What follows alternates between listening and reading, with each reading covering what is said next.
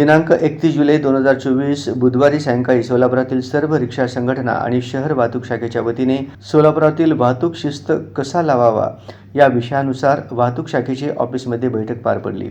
यावेळी वाहतूक शाखेचे ACP सुधीर खिराळकर साहेबांनी सोलापुरातील सर्व रिक्षा चालकांना आवाहन केले की सर्वजण आपली रिक्षा कायद्याच्या चौकटीत राहून आणि गणवेश, लायसन्स, बियाज बिल्ला 3 सीट प्रमाणे भाडे आपला व्यवसाय करावे। यावेळी उपस्थित सर्व मान्यवर व सर्व सोलापुरातील रिक्षा संघटना उपस्थित होते। आज सहाय्यक पोलीस आयुक्त कार्यालय ट्रॅफिक ऑफिस या ठिकाणी शहरामध्ये मोठ्या प्रमाणामध्ये अशी मागणी होत आहे की शहरामध्ये सगळीच वाहतूक व्यवस्था ही विस्कळीत आहे।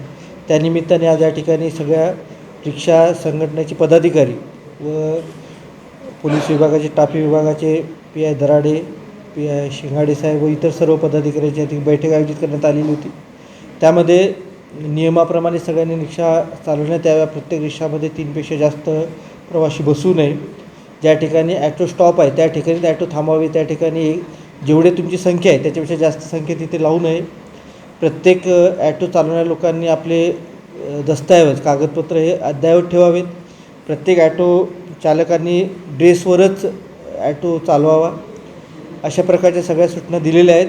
त्या सूचनाप्रमाणे योग्य ती कारवाई करण्याची ॲटो संघटनाच्या सगळ्या पदाधिकाऱ्यांनी मान्य केलेलं आहे व त्याच्याप्रमाणे सगळ्या ॲटो संघटनाच्या पदाधिकाऱ्यांना व सगळ्या ॲटो चालकांना मी असं आवाहन करू इच्छितो की आपण सगळ्यांनी स्वयंशिस्तीने नियमाचं पालन करावं।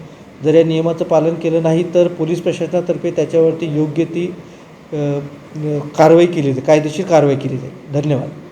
कारवाई आता एक सगळ्या लोकांचं म्हणणं होतं की हा मेसेज जाईपर्यंत आपण काही वेळ द्यावा, तर एक 8 दिवसाचा वेळ आपण सगळ्या लोकांना द्यावा त्यांच्या माहिती पोहोचेपर्यंत। पण त्याच्यानंतर मात्र सगळ्यांवरती योग्य ती कायदेशीर कारवाई करण्यात